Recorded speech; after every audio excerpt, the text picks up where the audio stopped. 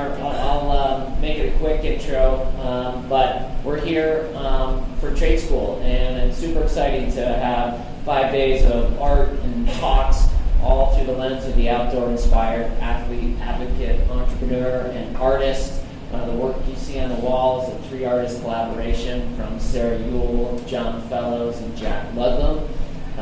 We asked them to share with us the nature of their work together, and that's a reflection of that. And one of the things that they asked us in return was that our speakers, our panelists, our audience members sort of look themselves in the mirror and ask the question, what is the work that you have yet to undertake? So I'm going to ask Jen and Amanda before they leave to share your work that you have yet to undertake. And that's what these black sheets of paper are for, and pencils, and being incorporated into actually part of the exhibit. So the whole idea behind trade school is that whether you're here for one session or all the sessions, is that you come in and you get a look at real people doing real work that they really give a shit about. And they go to bed thinking about it, they wake up thinking about it.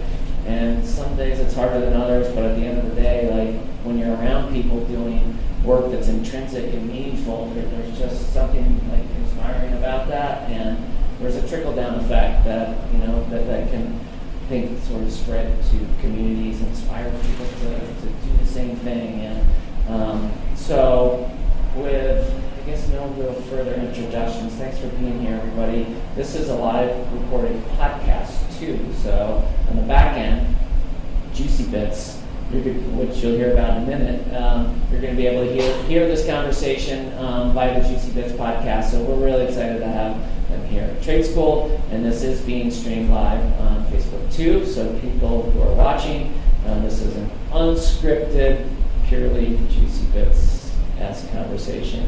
And since there's not really a moderator, just two of you, I'll just introduce Jen Gurecki, who's the founder and CEO of Coalition Snow, awesome ski snowboard company built for women and by women, and founder of the Juicy Bits podcast as well, which is very awesome and funny and fun.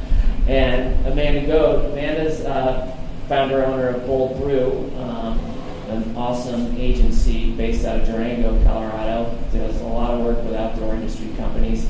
Also the founder of an initiative called Project 16 by, and formerly the Wild Women's Project. So we'll probably get a chance to hear about these things today. Amanda, Jen, thanks for being here. Thank you. Here we are. This is the first ever live recording of Juicy Bits, and it's very different to be sitting up on stage versus in a tiny studio with Jillian and no one's watching you. So not only do we have people in the audience, thank you for taking time to be here. There's also live streaming. Hi, people. What I'll say is that we do edit our podcast. So this is a live recording, but know that if something goes super crazy, we're just going to cut that shit out, because no one has time to look down these days. So, but I am thinking that perhaps to get the nerves out a little bit, we should start with the traditional Juicy Bits opening. This is what Jillian and I do when we sit in the Reno Collective in the same studio where Dr. Dre recorded The Chronic. No big deal. We get to record on podcast there. Channel that energy. But we start off our podcasts in this way. La la la la la la la. Mwah, mwah, mwah, mwah, mwah.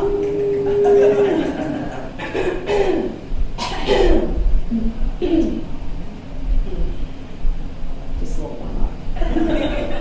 Okay, so for all of you who don't know about Juicy Bits or would like to know more, Juicy Bits is a bi-weekly podcast that is brought to you by myself and Jillian Raymond, who is a Coalition Snow ambassador.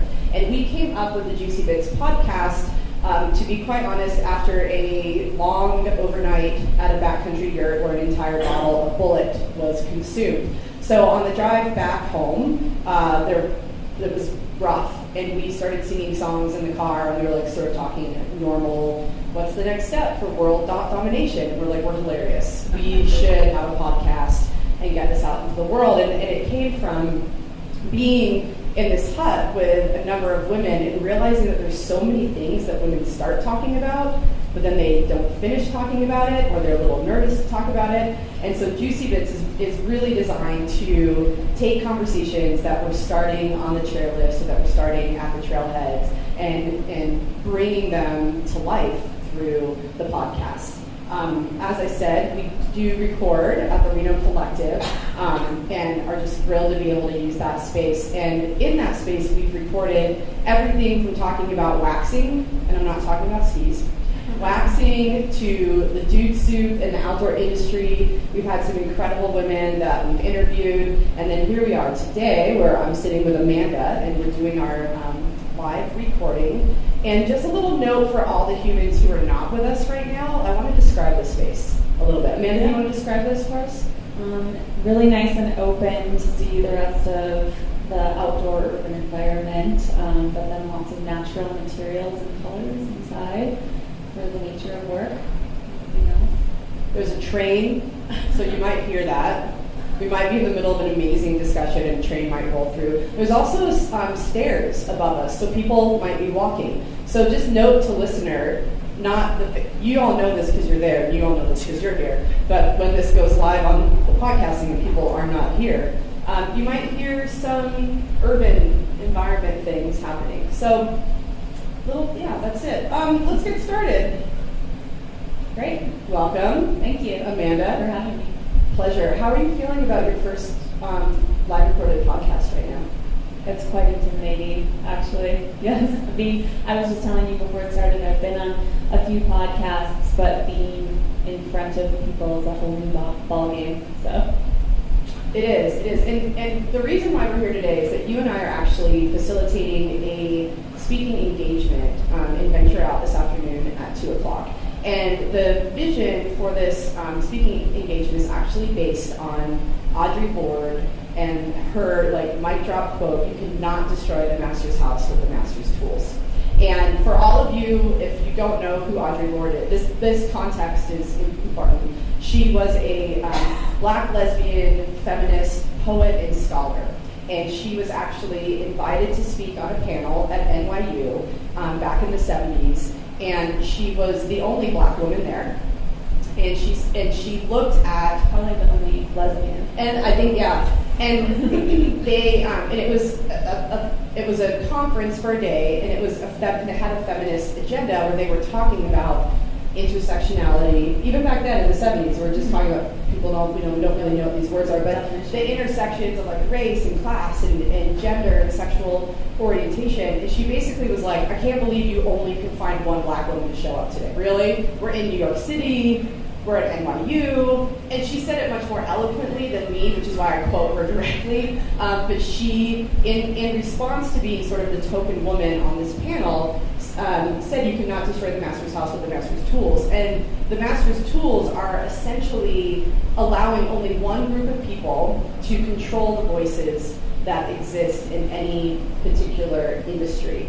So this afternoon, we're actually bringing together 10 women who have very different perspectives on this world, and they're going to be sharing their vision for the future of the outdoors. And that's why we're here today, is to really talk about what are the strengths and what are the skill sets that women need in order to help make the outdoor industry stronger and more inclusive. So I came up with this concept in my head, and I called Amanda and asked her if she wanted to join me. Why did you say yes to my crazy idea? Well, first of all, I trust all your crazy ideas. So it's always easy to say yes to you, Jen. But I think that there's a lot of work to be done in our industry, and I think one of the things I said to you when we started hosting a lot of panels was we're hosting a lot of panels that maybe we should give the mic and the table to someone else and spread the love. But we had a pretty in-depth conversation about it, and how that if we're the ones helping bring more people to the table, we can really bring more diverse people to the table. And that was kind of your idea with this, let's change it up. All panels at shows like this tend to be 4 or 5 people that have been in the industry for a long time. And so we actually put an open call out to our tools this afternoon and let women apply. Anyone apply. Actually, we didn't leave it to women. And so just that unique idea to really opening the door to anyone wanting to be involved was something that excites me as we progress the industry forward. Yeah, so you mentioned that we've been doing all these panels, but let's talk about what you do for your day job and how your day job actually facilitates a project that you've launched. Do you want to tell us a little bit about that? Yeah, so I started Bold Brew, a PR and marketing firm in Durango 4 years ago when I moved to a mountain town and needed a job. So my husband and I started it together, and we pushed our way into the outdoor industry. We didn't know anyone. We didn't have any information.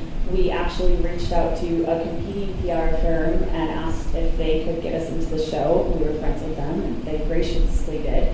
So I've always been welcomed into the industry with open arms, and I've always, found ways to ask questions and ask the right people for the right thing.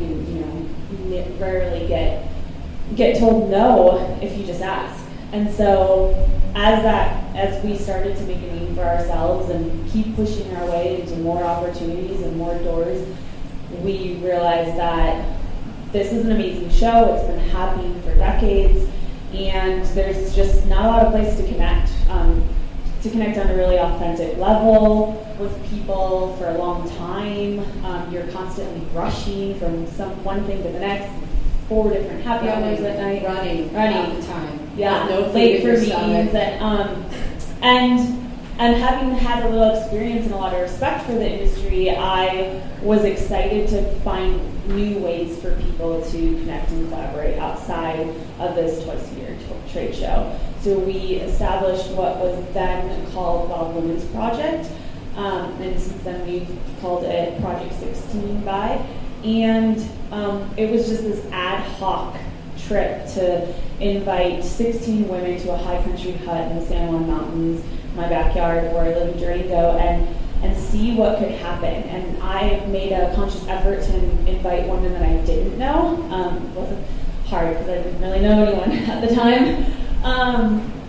So I invited women I didn't know. I invited women from different sectors of the industry, writers, editors, entrepreneurs, artists, nonprofit alliances, and we tried to bring women together and see what could come of it and see what happens when you're in a hut for 2 whole days and 3 nights, and what kind of conversations like these can continue, like juicy bit conversations in your car, and where we can take the industry and our communities, both in the outdoor industry and outside of the outdoor industry, where we can take them, how we can push them if we come together and collaborate. And since then, it's opened so many doors for me to suddenly be this voice for women and entrepreneurship and leadership in our industry, and I've been so grateful to be able to help bring more women to the table and collaborate in that sense. So how many trips have you done so far? We did 1 the first year in 16, 2 last year in 17, and we're doing 3 this year. Awesome. I'm going on one of these. It has to happen. So tell me, with these 3 trips that you've had, what have you seen that are some of the most pressing skills that women need to cultivate? And on the flip side, what are the strengths that we're bringing to our profession? Yeah. Well, let me start with the strengths. And I was amazed this September that we had this intense amount of vulnerability among women come out at the trip. And every trip is different. Every trip is, different sponsors, different women invited to the table. So all the conversations lead to be different. But September's trip had a lot of vulnerability. And unfortunately, I think in communities where women are on the side of leadership towards men, vulnerability is looked at as a negative thing in women a lot. And on this trip, the idea of vulnerability was really showcased as a strength for women, and that was exciting to see women come together and shed tears and talk about things that they are comfortable talking about together with one another, but really showcase that vulnerability can bring us together and bring us all up in our industries. Tools that we need to work on: a little more confidence and drive and direction. I cannot tell you how many women, even on some of the panels, every woman is so wonderful and gracious to be on the panels that we were on. You don't see men up there on the panel saying, thank you so much for having me here. I'm so happy to be here. Every single woman says that on every single panel I see, and I think we need to have more confidence that we are supposed to be here. We're supposed to be at the table. So having confidence in one another and boosting everyone up and finding value in each of our skill sets and honing in on what those skill sets can do for one another is really important. We work on that. Yeah, well, it's like this thing that we know that women need to be at the table, right? And we've been talking about this for a long time. But oftentimes it's like, well, just sit the fuck down. Just go sit the fuck down at the table. And if you don't do that, like no one else is gonna do it for you, ever. And no one's gonna hustle the way that you have to hustle. So a lot of times I think women want to be invited and they want to feel like it's acceptable and okay. So for me, it's not just this confidence thing, but it's also getting to the point where we say, it doesn't matter if people like me or not, and I don't have to be accepted. I deserve to be here for X, Y, and Z. How do you think women can get over this need to be approved, liked, invited, and just move forward with like, I'm meant to be here because I've earned it and I'm gonna make this happen?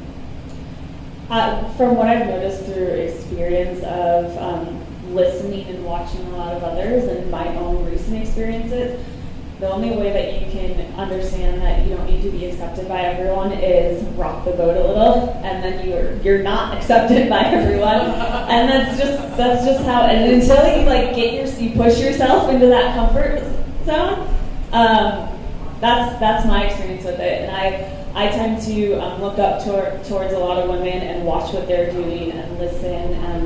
I think that's another tool we could all do a little better job at. I think women are innately good listeners, but then in some situations, like maybe myself being younger women, we're not good listeners, and that's a tool we should all work on strengthening. It's liberating when you can just walk in your room and be like, I don't give a fuck. Yes. Right? Isn't it so good? Like, you can get so much more done, and you can do it faster as well. So how do you see all this playing out for us in like 5 or 10 years? Like, what is the future of the outdoors when women are staking their claim, both in the industry as professionals, but just also as human beings who love to be outside, whether it's like going for a walk or a hike or skiing, like any way that people love to be outside. What is the future in 5 or 10 years? What does that look like? Well, I've seen so much change just in the last 4 years of being here. And I'm sure women and everyone who's been around for the last 10 or 15 years have seen a vast amount of change. So I really think we're going to keep pushing the needle. I think that people are going to understand what the word intersectionality means. People are actually going to know what the definition of that word is in 5 years. Everyone will. It won't be like this trendy word people are using to try to push the needle a little. And I think that I was telling you earlier today, it should be commonplace that every single panel has a woman on it without doubt, because there's every single topic a woman should be able to talk about that. So, and it shouldn't be like the token woman on it, which continues to happen, and we have token women of color on panels right now too. But I think that it's continuing to take time, and it's disappointing when we are still having like a panel about avalanches and there aren't any women there talking about avalanches. If women understand what's going on in our industry too, they're not only on the panels talking about women leadership. So I think we're going to see a lot of that in the next 5 years. Beyond women, how else do you see this industry changing in 10 years' time? What else is going to be different? I've had a lot of interesting conversations with people about how a lot of people that live in urban environments don't know how to get outdoors, or are nervous and uncomfortable. Or don't care. Yeah. Well, which is fine. They look at it and they know this from the conversations I've had. They look at it and they know that being outside is connecting back to nature, and I don't live in an urban environment, and so it's hard for me to relate to that. So I think that there's a lot of progression in our industry where we're finding ways to teach people how to get outside, how to ski, how to snowshoe, how to bike, whether it's road biking or mountain biking, and just having that connection with nature, whether or not it's like hardcore recreating. And when you're here a lot, you hear a lot of the big time athletes that everyone knows about. And I don't know many athlete names. So I feel like I'm in that line between like being an aggressive outdoorsy person that lives in a mountain town, but then also kind of dabbling in everything and wanting to teach others. And I grew up in an urban environment my entire life and wasn't necessarily outdoorsy until I lived in a mountain town. So I think we'll get more people just genuinely connecting with nature. Well, isn't there like a pretty significant responsibility of the industry to start showing that there's so many different ways to be outside? I think we have a lot of conversations around diversity, and the outdoor industry has traditionally been white and male and privileged, but we know that there's all sorts of other human beings on this planet who love to be in the outdoors. But their experience from, going for a walk or going to the beach is very different from summiting Everest. So I see that as an industry, we actually need to change the stories that we're telling and actually create stories that are relatable. For myself, I have a women's ski and snowboard company, and I don't go big. Like, no mandatory air, right? Like, I'm happy with my feet on the ground. I like to charge. I know I snowboard, and everyone asks me, "Oh, so you ride the park a lot?" No. Yeah, no, that's like for kids. I don't even know who does that. I don't know. I mean, I actually do know a lot of them, but it's intimidating, right? And so even for me, as someone who has a company where I can be in control of the images and the stories that we're telling, we try to make a conscientious effort to not only showcase women who are going big in the park or women who are dropping cliffs, but if you're just like taking a groomer run, that's rad too, right? Or if you're just going out to the beach, that's amazing. So I think we have a lot of work in redefining what it means to be a lover of the outdoors. And I think people have talked about that in the last year, but we're not seeing it implemented as much as we should be. So really putting pen to paper and boots on the ground is important. Yeah, so another conversation we've been having a lot is that women are trending. Yay for us. Like, all of a sudden, the whole world has recognized that women are powerful and we can do the things. And it's a really interesting time to both be a female entrepreneur, but then also be a woman in the outdoors. And a lot of the work that I do, and that I know that you do too, is to make sure that women aren't just trending, but we're a permanent fixture. I think that one of the next big areas for us to tackle, let's just say it, we're white, me and you. For all of the people listening to the podcast, I'm white and Amanda's white. And we have been talking a lot about how do we get more women of color involved. And I keep saying, people don't like me. Take away my feminist badge. Well, I don't know. I keep saying, like, I don't have all the answers. I don't actually know the perfect way forward to get more women of color involved, because I want to be careful that I'm not saying, well, my way of life is the best way of life, so you should come. Like, the outdoors are amazing, and you don't have meaning in your life unless you are in the outdoors, and I'm really careful about that. And I also, it's not that I don't know people of color. I know plenty, but I don't want to force my views, and I also am like really waiting for conversations where I can listen and understand the best way. And I'm not really sure the best way to move forward with that, but it's definitely an issue. What are your thoughts about our responsibility and just the need to have women of color more predominant in this industry?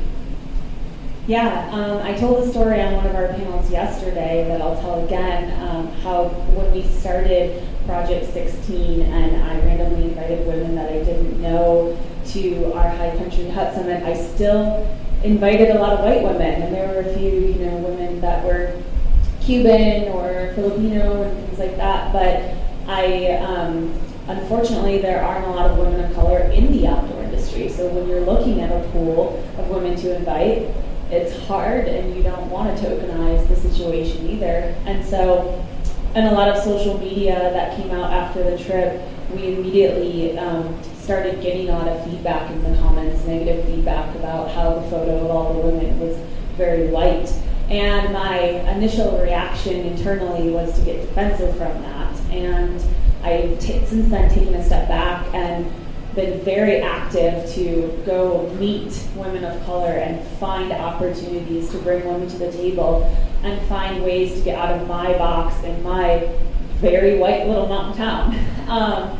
And I think that it's really important, as somehow putting myself in this leadership position in the industry, to continue to bring more people to the table, continue to educate more women of any race how to have confidence, own their voice, and don't ask to be at the table, just sit yourself down, like you said before.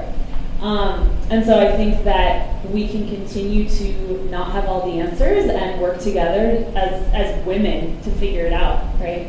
Yeah, and there's, I want to read I'm going to read an Audre Lorde quote. I'm not even going to try to butcher this by putting it into my own words. But what I'm seeing is that there's actually a tremendous need for women to come together, regardless of our differences, to be able to move a more inclusive agenda forward. And I think that there's whole other separate conversations about how we involve men. And I spoke about that actually at She Ventures on Thursday night. So not to alienate the awesome men, there's men in the room too, podcast listeners. This is incredible. But that's a different podcast, that's a different episode, and we're going to talk about men. So you guys can come back for that one. But Audre Lorde actually said in the same context in which she had the Master's House and Master's Tool quote, is she said that as women, we've been taught to either ignore our differences or to view them as a cause for separation and suspicion, rather than as forces for change. Without community, there is no liberation, only the most vulnerable and temporary armistice between an individual and her oppression. But community does not mean a shedding of our differences, nor the pathetic pretense that these differences do not exist. It's learning how to take our differences and make them strengths, for the Master's tools will never dismantle the Master's house. They may allow us to temporarily beat him at his own game, but they will never enable us to bring about genuine change.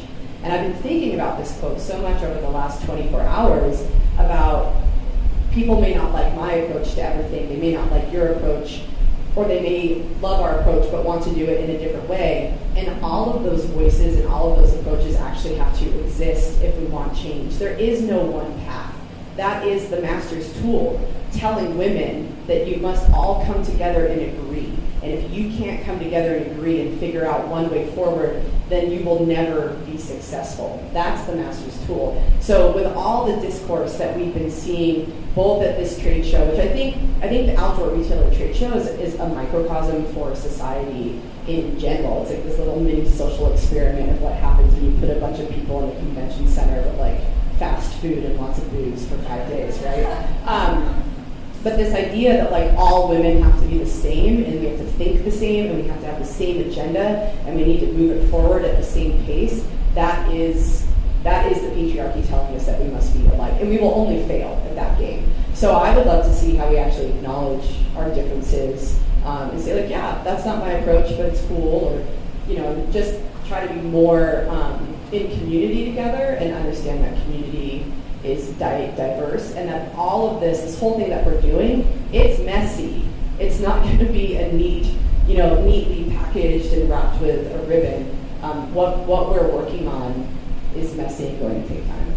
Yeah, and just I would add to that, that's what we're trying to do with Project 16, is bring women from different locations, backgrounds, opportunities, ethnicities together to figure out how we can solve challenges for all of us, whether they be about conservation, entrepreneurship, outdoor activism, creativity, or these diversity and inclusion conversations we're having. If we can all come to the table and we all have different answers, that's great. Let's do it all. Let's fix it. So I think this is a time where this is the only time we've ever had an audience, and I'm hoping that there's a human being in the audience who wants to ask a question or make a comment. And if you do, you must come use the mic, and here's why. The mic is going to that recorder, and so your voice is going to sound so good if you're in the mic. If it's not, no one's going to hear it. So you must come up Come on up. This is so exciting. Should I do a little like, well, no, Yeah. Can you introduce yourself and then, whatever you want to say? Okay. Hi, hello. My name's Haley. I work for the town of Breckenridge. I live in Breckenridge. Maybe primary outdoor thing I like to do is ski and trail run. And so I love everything you guys said. I really like the idea, like you said, it can't just be one path. I think we've been told that we all need to think the same way. You know, there's all that political talk of, well, what's the woman's agenda? It's like, well, you don't say, okay, like, what are men's agenda? Like, that's the whole world. Like, that's the entire political system. But thinking about that concept of there's not one path and using that as a way to bring women together to be more robust in our diversity, I think what's awesome is that maybe more so than the rest of the population, women are getting it. They're getting diversity, they're getting intersectionality, like they're getting all of that quicker because in some ways we are a part of it. And so I guess, how can we bring more, I guess as white women, how can we bring more white women into the fold who maybe are having a hard time understanding it, who come from different backgrounds, who don't get those terms, who are steered by those terms, and it really does make sense, but how do you think we bring those people in to, That's such a good question because we know that it's white women who elected Trump. So we know that there's Oh my God, thank you, God, for saying it. Oh my God, it just felt good to finally hear it come out of your mouth. Oh my God, I'm sorry. No, you're good. I'm so sorry. I don't even want you to apologize one more time. I'm loving this. This is so rad. But that's it's. that's what I was trying to get at. Like, Well, I'll say, don't trust. I will always just say it. yes. No, but that is an issue. It's not like all women are in this together, right? Like there's definitely a number of women who don't see this as an issue and don't actually want to be a part of making change. Do you have thoughts on how to resolve that, Amanda? The first thing that comes to mind is it's a progression. It's a generational thing. Sometimes you can't teach an old dog new tricks, and you have to start with our children, right? And really teach the next generation how the world should be. So I think that's really important. And if we can start there, then we can start focusing on other things. Well, and women can be misogynists too, right? And for me, if you're a misogynist, you might as well go hang out under that rock where you came from. I don't really have a lot of interest in educating or working with you. I think you should go away and let the strong voices drown you out. Because once again, we're never going to get everyone on the same page. And I like to focus on places where I can make change. So where the person is on board, but maybe doesn't know how to show up, or the person who's working through it. I feel like those women are the ones that we can really mentor, and we can give them the language and sort of the set of values on how to move it forward. But the ones that, there are going to be some that are too far gone, and I just don't have time for that personally. So I want to focus my energy on positive people. Do you want to add to this? Because it's better if it's a conversation. Right. Come on up. Hi, Can you say your name? my name is Montrese. And you have a podcast. I do actually have a podcast. I just started my podcast, 2 weeks ago? I'm only on episode 1. I've got flyers to hand out if you want to check it out. But just to kind of comment on not really seeing women of color in nature, and it's representation. I can't speak for all black women, but growing up, anything that had to do with nature was a rich white man's game. We saw it on TV, we heard it in ads. It was just, black people don't go outside was essentially what I grew up thinking. We don't go outside. We're never seen outside. Even going to summer camps growing up, going to summer camps was hanging out in the church basement, and every once in a while you go to the neighborhood park. That was the most outdoor kind of thing. It takes growing up and kind of going out on your own and being adventurous. And it actually was white women that took me on my first camping trip to actually realize that we can actually sleep outside and nothing's going to pull us or hurt us. And it's just, like you said, it's a conversation. It's an open conversation. It's not more of a, oh, well, you know, have you been outside or what have you done? It was as simple as, I'm going to take a hike. Do you want to come with me? And I was like, I've never really done a hike. Like, is it strenuous? Am I going to hurt myself? Like, it was like, no. And from there, you educate yourself and you learn, but we're still not shown in the media as being adventurous or being outdoors. But I do think that it is getting to that point. And moving, I went to Denver last March. I used to visit coming out of here. I had friends. And From where? I'm from Richmond, Virginia, originally. And coming out here and really just like seeing it. Like, we got a little bit of mountains back in Virginia, but not to the scale of the beauty that is all around Colorado. It became so addictive that I had to move here. I had to live out here, and I had to just get more. So I think that it's happening. It's a conversation that's happening, not so much like in the forefront media. It's more happening like in our homes, at bars, things like that. So I do think that it's eventually going to get there. So hang in there, ladies. Also, a lot of black people don't really like the cold too much, so that's why you don't really see many people of color in your mountain town. I'll come to your mountain town. We're in the Southwest. It's a lot warmer than you think. Oh, see? Didn't know that. We believe that everything in the mountains is cold, and that was another thing. Like, we always feel like all year round, oh, there's just snow all over the place all year round in the mountains. And like, it was weird being 19 and coming out here, and it's like, it's summertime, and there's actually a trail, there's no snow. But the conversation is happening, and I just want to say, I think it's awesome that you guys are having this conversation, because, and what I was really excited about when you said, well, it was white women that put them in the office, is that I think the line of communication with women of color and white women is that we're not having the conversation, really.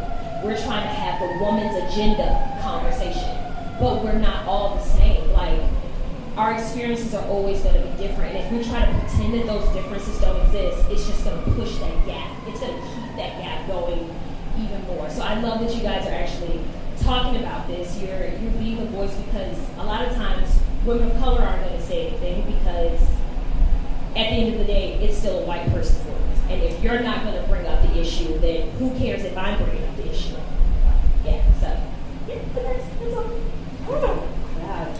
Anyone else want to add to this or move on to another question or comment? Yeah, come on up. Yeah, it's so cold in the mountains, huh? It's so hard to take right? a jacket off. Just blew all the stereotypes away. Hello, my name is Latasha. I'm an artist here in Denver. I'm an artist here in Denver. And I'm sitting here listening to this conversation, and I'm kind of thinking about how these things affect me and just my growth and my relationship with the outdoors. And I'm sitting here trying to think along the lines of, how do we get more people of color to go outside? And not just outside, but to go to outdoor places we've never seen before.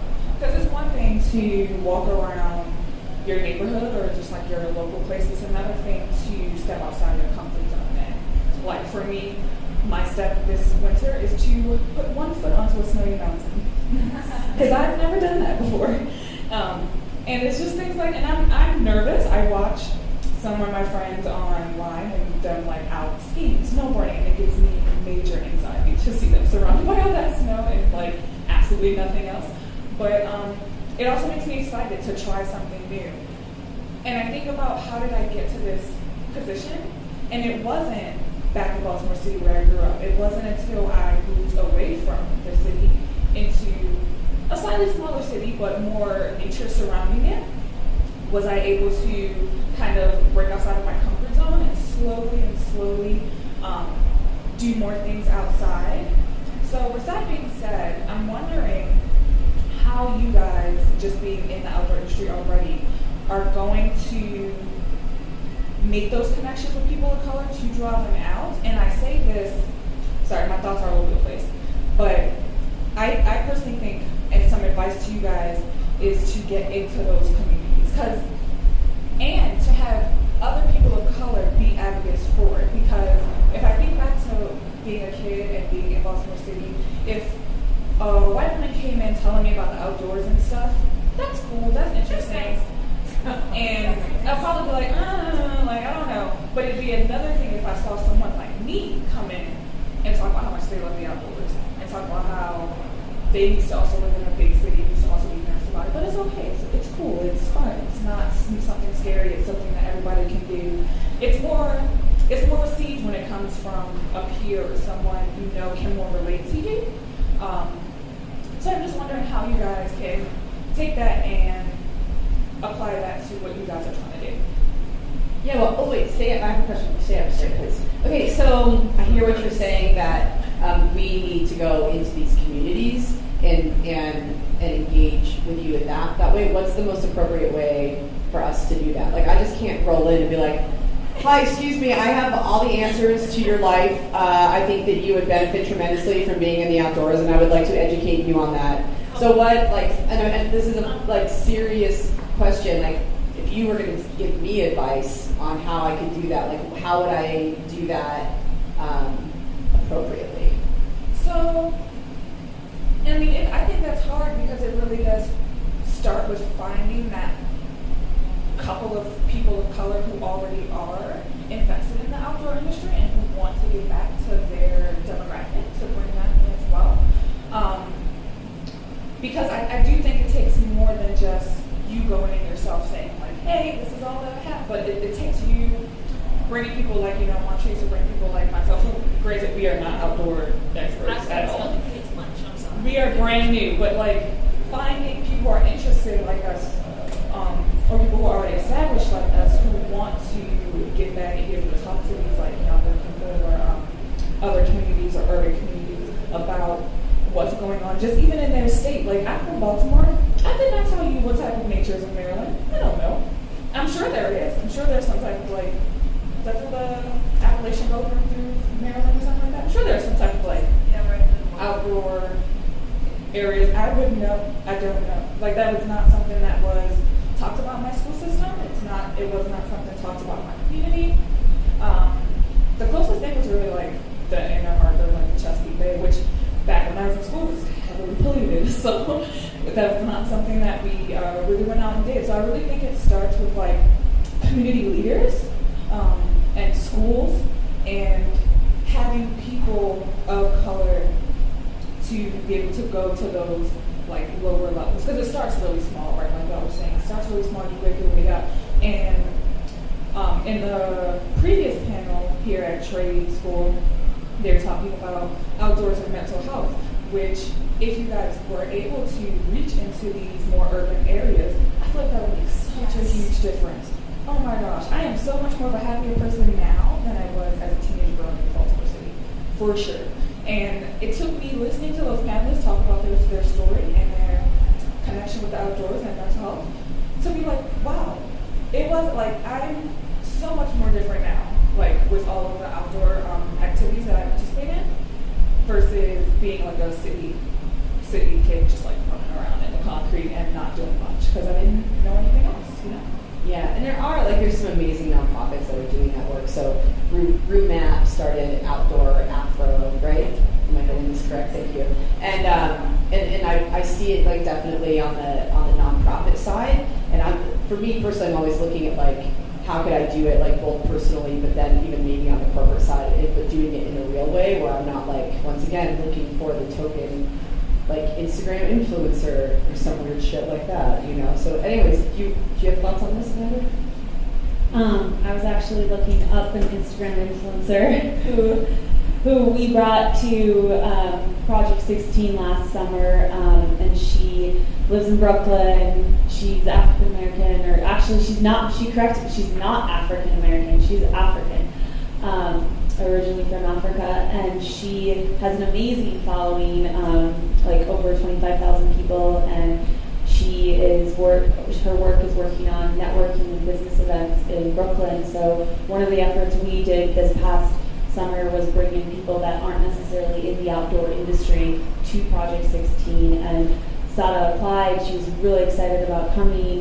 We brought her in, and she was a little nervous about the outdoors, camping, the 3-mile hike in and the mountain hiking, and she killed it, and she loved it, and she can't wait to come back. And she posted a lot of stuff on her Instagram. She has a lot of influence, and I had an influx of her community reaching out to me looking to join, and that is exactly what we need to do, is keep that conversation going in that way.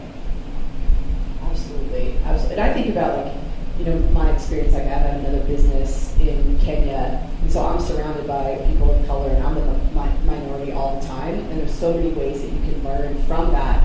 And even my experiences there with doing a lot of whitewater rafting and hiking, and just getting to hang out with African guides and see how they're building that in their local community. And then all I had to do, let's raft. And they're like, all right. And I'm like, rafting down rivers with these African guides. And it's super, there's a lot happening in this world that people of color that we're just not seeing too. So it's happening. We are getting near to the time we're going to wrap this, because Juicy Bits, it means a lot of things. I'm sure you can think about that. But we actually try to keep it short format so that less than an hour. So we're getting close to an hour, but I don't want to cut off at anything. I'm going to open it up for one last question or comment before we say goodbye to one another.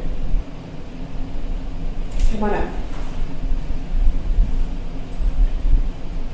Hi, thanks for being here. Amanda, before you were talking about how rocking the boat is your comfort zone, I was wondering if you could just say a little bit more about that, and if it was always that way, or if you had to do some introspection, or how you got there. It was not always up that way, and I wouldn't say it is my comfort zone even now. I've come to terms with that's what you kind of have to do. As you can tell, even on this podcast, I'm a little quieter than Jen, and I'm learning that finding your own voice and finding your own way takes a lot of different paths and a lot of different personalities, and sometimes that means being assertive and rocking the boat and telling people like it is, and sometimes that means stepping back and listening and hearing other people's viewpoints.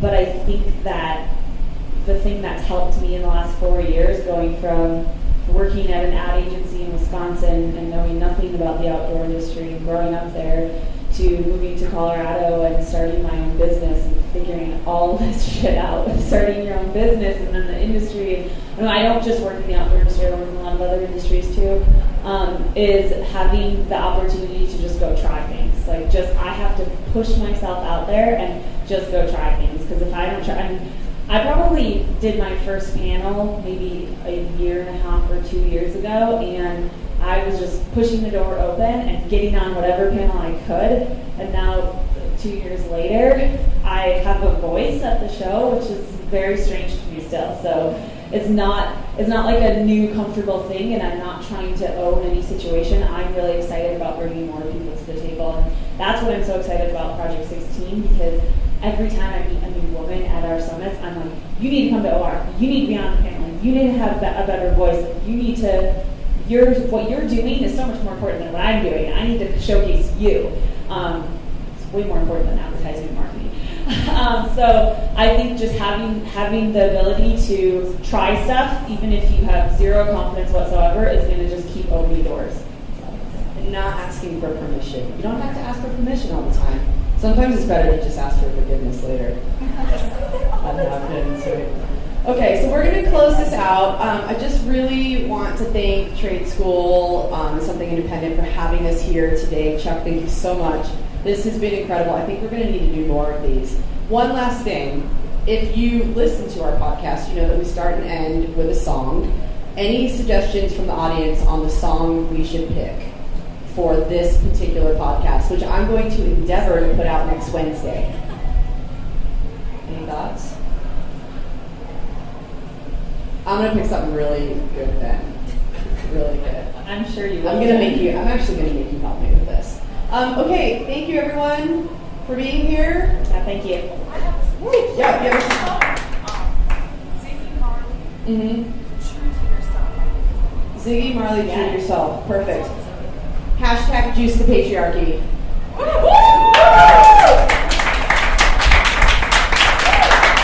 Well, that is awesome. We can't wait to we can't wait for the podcast to come out. So let us know because we want to share it far and wide. Because more people should hear this shit. Should hear from you too, and from all of you too. So thank you, Jen. Thank you, Amanda. Got to be true to myself. Got to be true to myself.